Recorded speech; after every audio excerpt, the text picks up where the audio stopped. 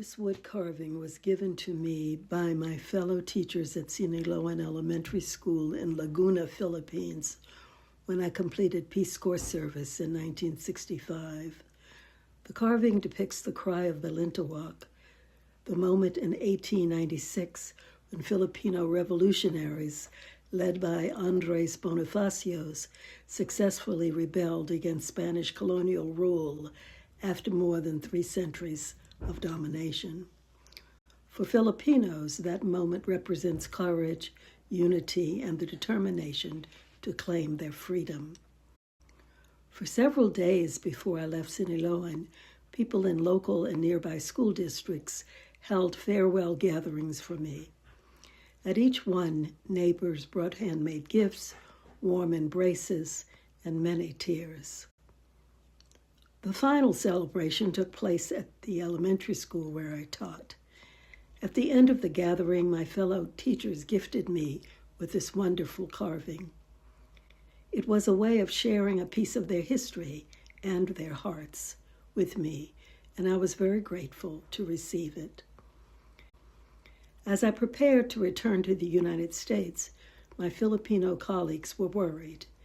They had been reading American newspapers describing racial violence and civil rights struggles. As I am an African American woman, they feared I might not be safe when I returned home. My host family begged me to stay. With tears in his eyes, the school principal asked me to promise to return to the Philippines if life ever became too difficult in America. 2 days later, friends and neighbors gathered at the bus stop to say goodbye, and many joined me as I boarded a bus for Manila. Soon afterward, I was on my way to California to work with hopeful Peace Corps trainees, and then back home to Baltimore. Many lessons I learned in the Philippines stayed with me for the rest of my life. My husband and I have spent our lives with careers in education and counseling, while also working to challenge injustices in our communities. Following in our footsteps, our professor's son became the youngest national director of the NAACP. In many ways, this carving traveled with me through all those years. For more than 60 years, this carving has reminded me of the people of Siniloan who welcomed me into their lives and homes and trusted me with their friendship.